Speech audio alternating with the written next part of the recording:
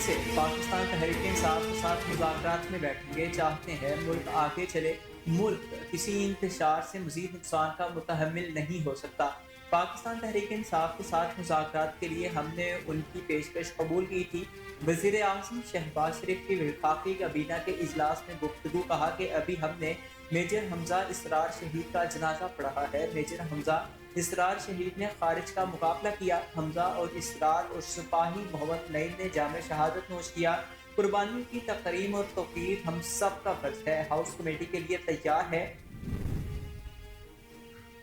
پیکا ترمیمی act 2025 نافذ العمل ہو گیا، جس کا گزٹ نوٹیفیکیشن بھی جاری کر دیا گیا۔ وزارت قانون کی جانب سے نوٹیفیکیشن جاری ہونے کے بعد پیکا قانون کا باضابطہ اطلاق ہو گیا ہے۔ ڈیجیٹل نیشن بل کا بھی نوٹیفیکیشن جاری کر دیا گیا ہے۔ یاد رہے کہ گزشتہ روز صدر مملکت آصف علی زرداری نے پیکا ترمیمی بل 2025 اور ڈیجیٹل نیشن بل 2025 پر دستخط کر دیے تھے، جس کے بعد دونوں بل قانون بن گئے تھے۔ خیال رہے کہ حکومت کی جانب سے ترمیمی بل کو پہلے قومی اسمبلی سے منظور کرایا گیا تھا اور اس کے بعد ایوان بالا نے بھی ترمیمی بل کی منظوری دے دی تھی، جس کے بعد صدر مملکت کے دستخط کے لیے ایوان صدر بھیجا گیا تھا۔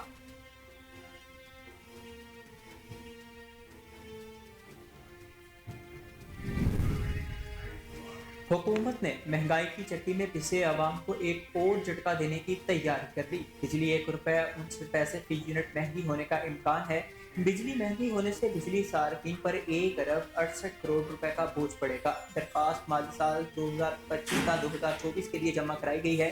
درخواست میں ملازمین کے قرض، نئی بھرتیاں، لیگل چارجز شامل ہیں۔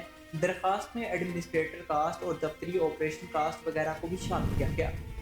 وزیر اعظم کی شائستہ پرویز ملک کی ویمن پولیٹیکل لیڈرز کی سفیر منتخب ہونے پر مبارکباد۔ وزیر اعظم شہباز شریف نے کہا کہ شائستہ پرویز ملک کا ویمن پولیٹیکل لیڈرز کے لیے قومی نمائندے کے طور پر انتخاب ان کے حقوق نسواں کے لیے جدوجہد اور اس ضمن میں ناقابل فراموش خدمات کا آغاز ہے۔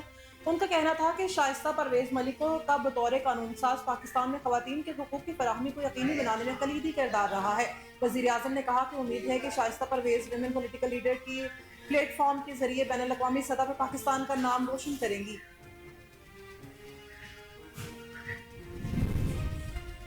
وفاقی وزیر داخلہ محسن نقوی نے جناح ایونیو فلائی اوور پروجیکٹ کو آئندہ ماہ مکمل کرنے کا ٹاسک دے دیا۔ محسن نقوی نے F8 جناح ایونیو انٹرچینج اور F3 راؤنڈ اباؤٹ پروجیکٹس کا دورہ کیا۔ اس موقع پر گفتگو کرتے ہوئے وزیر داخلہ محسن نقوی کا کہنا تھا کہ فروری کے دوسرے ہفتے تک فلائی اوور کو ٹریفک کے لیے کھول دیا جائے گا۔ سپیڈ کے ساتھ معیار کو ہر صورت برقرار رکھا جائے گا۔ تعمیراتی کاموں کے ساتھ پروجیکٹس کے اطراف بیوٹیفیکیشن کا کام جاری رکھا جائے۔ ہر حال میں تعمیراتی کاموں کے اعلیٰ معیار کو یقینی بنایا جائے۔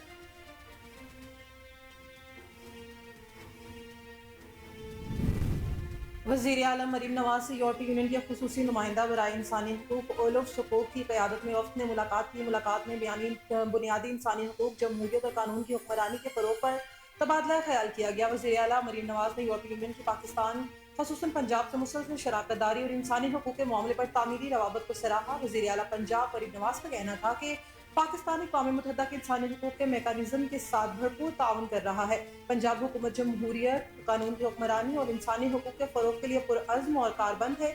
اقلیتوں، خواتین، بچوں، خصوصی افراد اور دیگر کمزور طبقات کی فلاح و بہبود کے لیے عملی اقدام کر رہے ہیں۔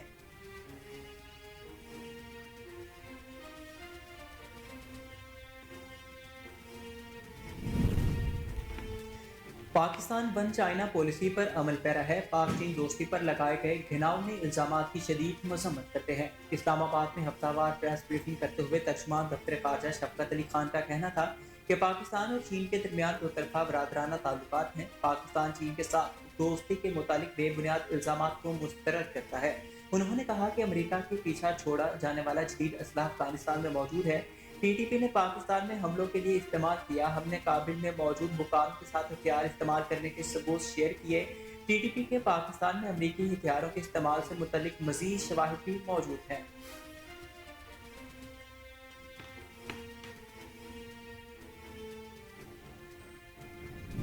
ملتان میں گورنر اسٹیٹ بینک جمیل احمد نے تقریب سے گفتگو کرتے ہوئے کہا کہ ہمیں ایکسپورٹ بڑھانے کی ضرورت ہے۔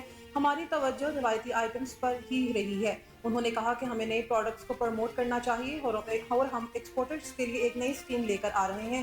ایگریکلچر ایڈوائزری کمیٹی میں بڑے فارمر سے مل کر مسائل حل کریں گے۔ گورنر اسٹیٹ بینک نے کہا کہ ایل سی تو اب مسئلہ نہیں رہا، ایس سی امپورٹ پر مسئلہ ہے تو ہمیں بتایا جائے۔ 2022 میں ہمارے حالات بہت مشکل تھے، کسی سیاسی سربراہ کی نہیں، نوجوان کے مستقبل کی فکر ہونی چاہیے۔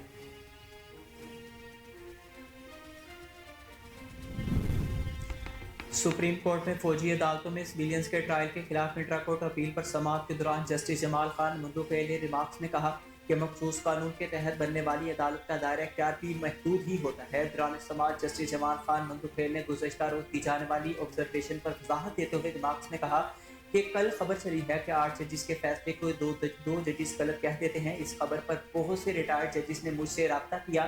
مجھے میڈیا کی پرواہ نہیں، لیکن درستگی ضروری ہے۔